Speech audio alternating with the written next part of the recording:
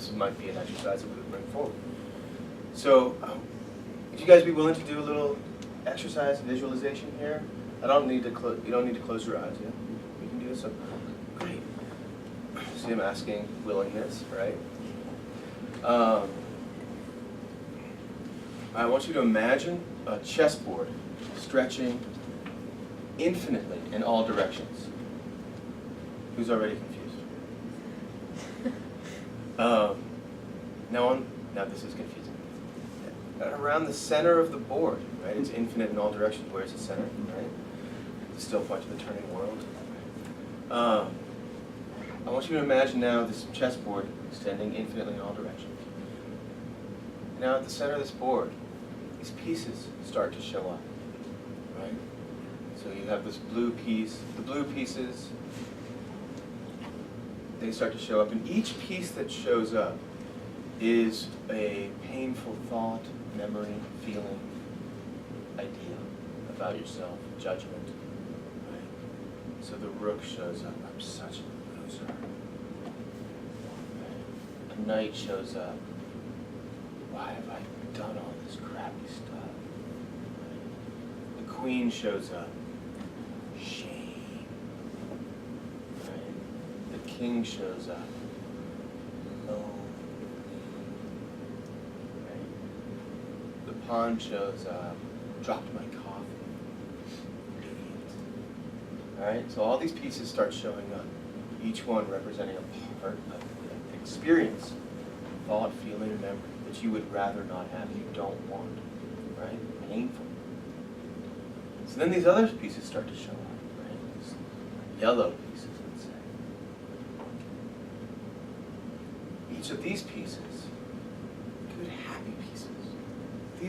These are wholesome, expansive, joyful memories, thoughts, feelings that you want to have more of all the time, right? I'm a loving person. Oh, standing on top of the mountain, I'm strong, expansive, I'm creative, right? All these start to show up. Right? And so you maybe you kind of get on the back of one of these and kind of identify with it, and you take the charge, and you try to fight all those dark pieces, those horrible, awful pieces that you don't want, and you lead a charge against it, and you get your strategy, and you move against it, right? And you start to clear pieces off, and you think you're doing all right. Yes, it's going to be like this forever. I'm going to be creative. I'm the visionary artist, right? And then something happens, and then they rear their ugly head, and they mount a counterattack, right? And so then the dark pieces, the shameful pieces, start to fight it back, right? And maybe you jump on the back of one of those. You're right. I'll never be able to do this. It's futile, right? And you push back against all the hope, all the desire, all the joy, right? And it gets really desperate, right? Because from the point of view of the pieces, in order for the pieces to actually survive this game, they need to annihilate the other side, right? In order for one side to be actually true, ever and constant and always, right? There can't be any opponent. It has to dominate in order for it to be fully true. Does that make sense? Does you ever feel like you kind of are in this kind of battle waged? These sort of things that you love about yourself and the things you hate about yourself, and you kind of want one to be true. They can't kind of exist. And maybe it shows up as like, you know, when you're depressed, the stories that you tell about yourself are all tainted with this negativity, right? But then maybe when you're up and you're feeling good, it's like so easy to just kind of like, you know, brush off the negative stuff. Does that make sense? Does that feel? Yeah. So this leads to a really interesting question if we were to go down there, right? So in this metaphor, all this stuff represents you. But who are you in this metaphor?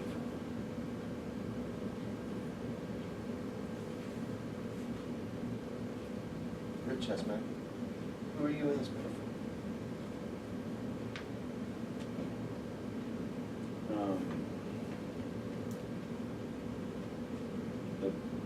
My first thought was the board. That How so?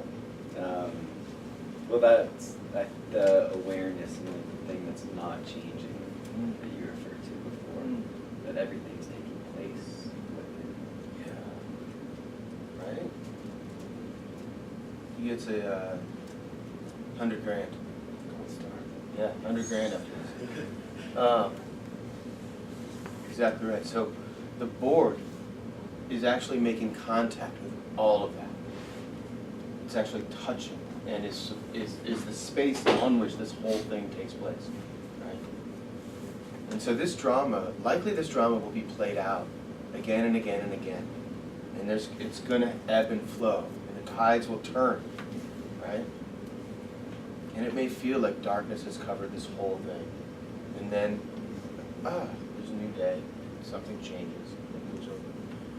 But the good thing about you being the board as opposed to any one of the pieces is that this thing stretches out infinitely. There is so much space that, like, if this one struggle is raging, how can we as the board sort of like find a way to move with this struggle and not wait for our team to win before we then move to where we want to go? Makes sense, right?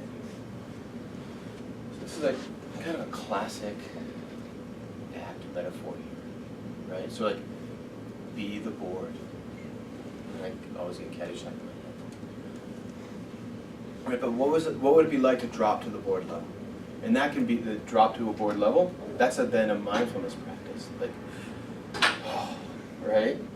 It's sort of like, and we can have all sorts of metaphors, like the surface of the ocean can be very chaotic.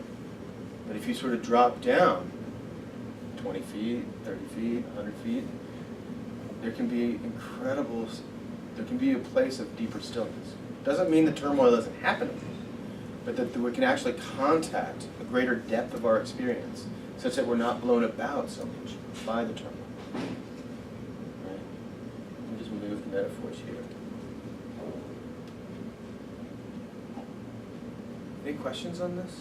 Any sort of like, because this is where people start to push back, they start to like argue with it. It's like, cool, yeah, okay. So are we in the struggle right now? I was just so also I was just kind of geeking out on the board metaphor too. Like if you just kind of think, be the board.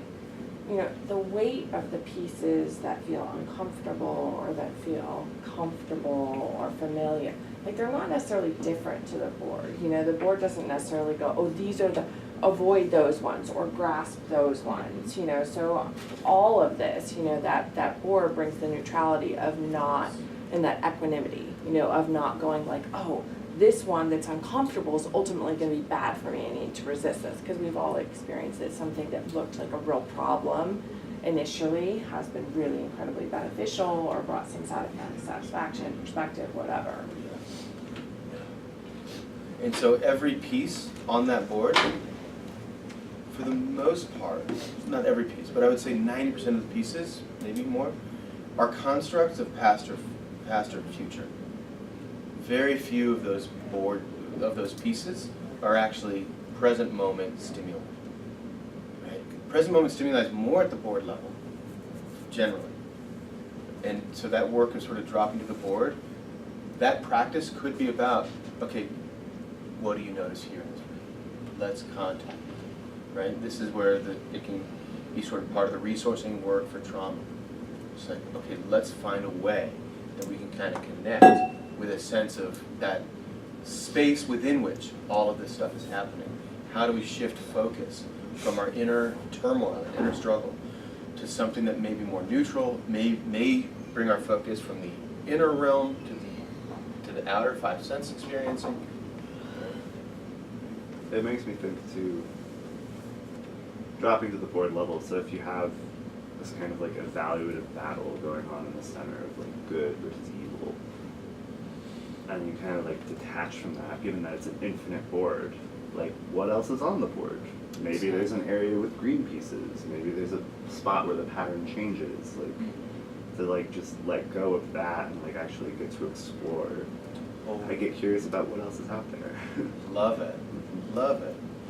because that's really setting up this expansive, open, curious place. Where it's like, we've gotten so caught up in this one battle that it's like, there's a whole world that's unexplored, right? Well, no, there's not, because I've been doing this all my life. What's this? That's another piece right there. Okay, what would it be like to just drop that piece and explore? Is this actually possible?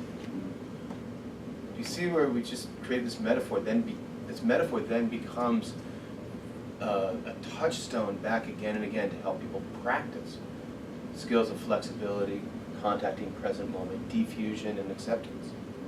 Right? It's like, oh, what would it be like to drop that piece? Right? What do you mean drop that piece? Maybe we just did.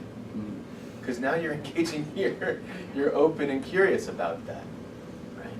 You maybe just loosen the grip on that piece. Okay. Huh. Yeah.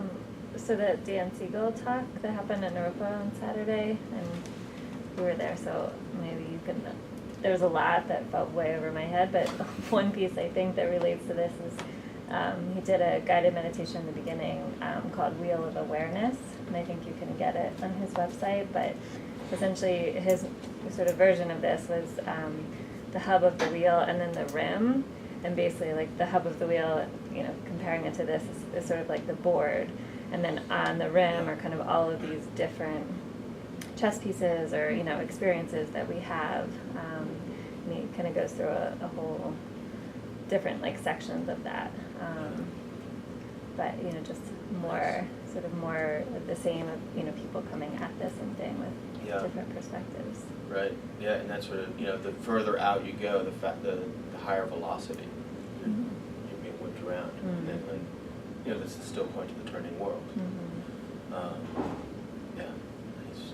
Is just real quick, I haven't heard the necklace one before. Is it the same You've thing? heard the necklace one. I don't think I have. Okay. Maybe I forgot it. So Can you that's just a give it much real longer quick? one, and I usually Oh. turn that into, it's usually like a 20-minute odyssey that some people sort of, in group experiences, I found that I haven't found a way to really do that yet well, in a sense that people kind of track it and stay with it. But it's, Am I the strand? so yeah, so Yeah. basically we're looking at all these different roles. So like first you sort of contact the roles that you are in your life, right? Like we would start with this one here, like student, learner, therapist, commuter, brother, sister, son, daughter, friend, lover, and all that. Like in contact, like, you know, in each of those roles, there's sort of a different experience of ourselves. There's different tendencies, different thoughts that might show up, different vulnerabilities. We might say things to our lover that we would never dream of saying to our mother or father, right? And so it's like, wow, there are these different self states that we experience in these roles, and they're kind of like somewhat discrete from each other. And yet there's a self that runs through consistently, all of them. So what if each of these roles was like a bead on a necklace, and there's this thing that binds them all together is this self that is continuous or open and is touching all of them. Yeah.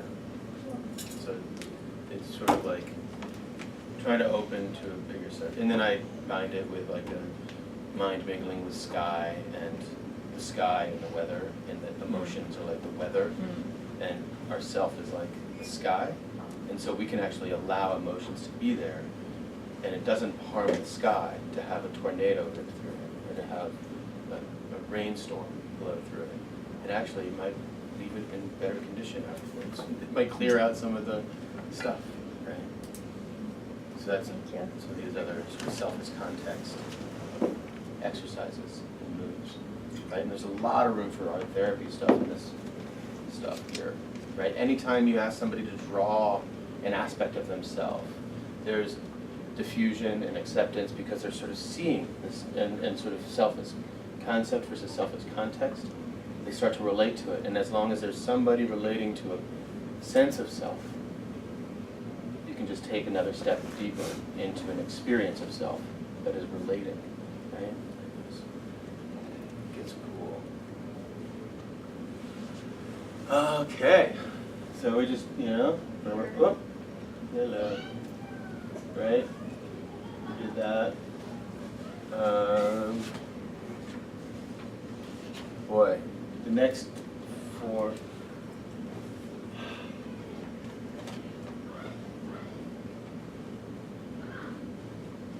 At least some. I kind of want to like just be like, you guys get this, right? Clarity, values, lack of clarity about.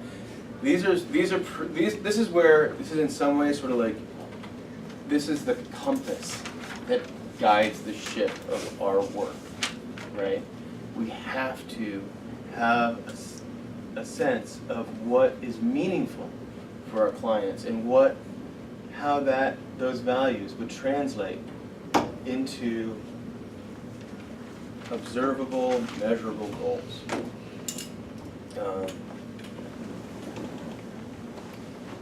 And let's see, just to sort of wrap this one up.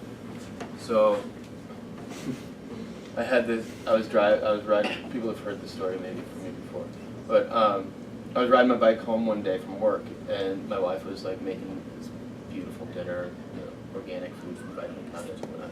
So I was like exercising, I was getting ready to eat right, and this big old Dodge Ram 56,000 dually thing blew by me and had this bumper sticker on the back of it, and I was just like, first I was like, oh, that's funny, and then I was like, yeah, that's right, and I would imagine, and I projected that this person sort of put this on here because they're like, fuck it, I'm just gonna like shove a bunch of shit down my throat and not exercise, we're all going to the same place.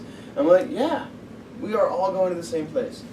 And eating right and exercising is absolutely not about putting death off. We're not going to avoid it, right?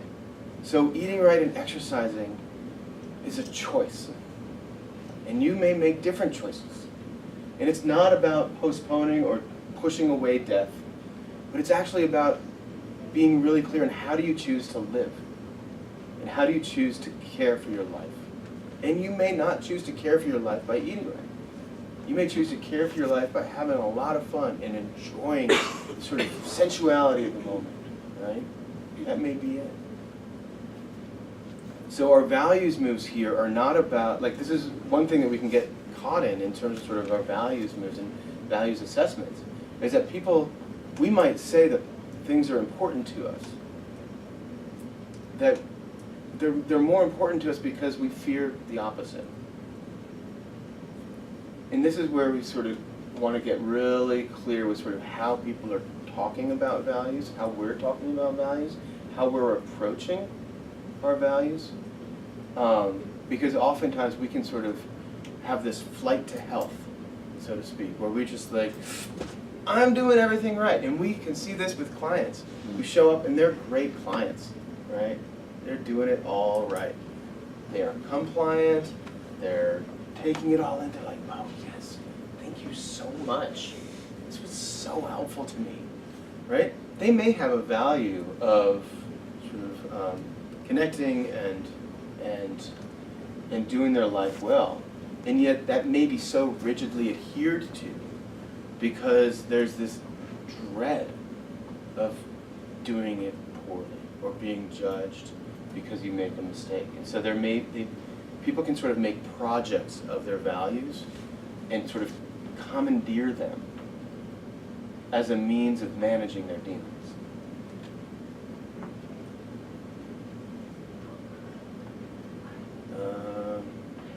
We're at time, right? Yeah. Mm-hmm. It's a really awkward time to end the slide set because we're sort of like so close to the end, but I don't want to just like jump over with it. And just ending with this visual, it's funny. Should we end it, Aaron? Mm-hmm. All right. Thanks, y'all. Next, let's see, this was our third. Next one will be the last one with PowerPoints. We'll then teach the matrix, and then we'll sort of dive into more practical work after the next one. Cool? All right, so next one will be more, finish this matrix discussion, and then I'll get some clarity from y'all in terms of sort of like what you would like to see happen more in the sort of skills practice stuff. Thanks, y'all. Thanks, Bruce.